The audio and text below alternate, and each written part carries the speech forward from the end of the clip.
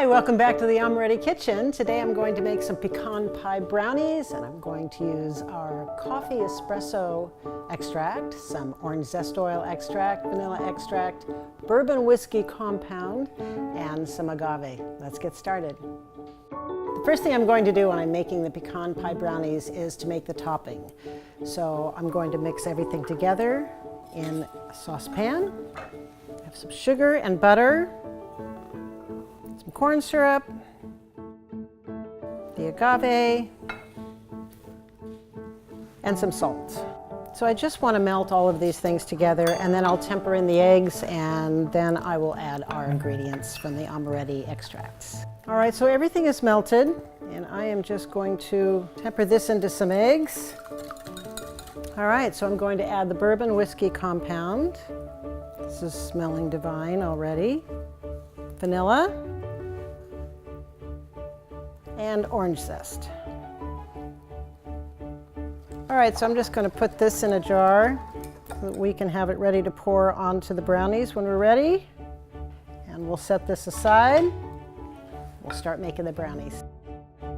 Super simple recipe. I'm going to mix everything together in this bowl and then just put it in the pan and we'll bake it. So we've got some sugar, flour, eggs, melted butter, some beautifully chopped pecans that have been toasted, some cocoa powder, vegetable oil, a little baking powder and salt. This is our bourbon whiskey compound. Delicious. Let's scrape that out. I want to get every drop in there.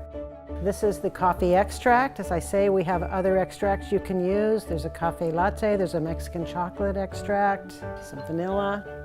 This is such a great dessert, combining pecan pie and brownies. Okay, so I've just mixed everything together. Started with the whisk because I really wanted to get the eggs incorporated, but then I changed to the spatula.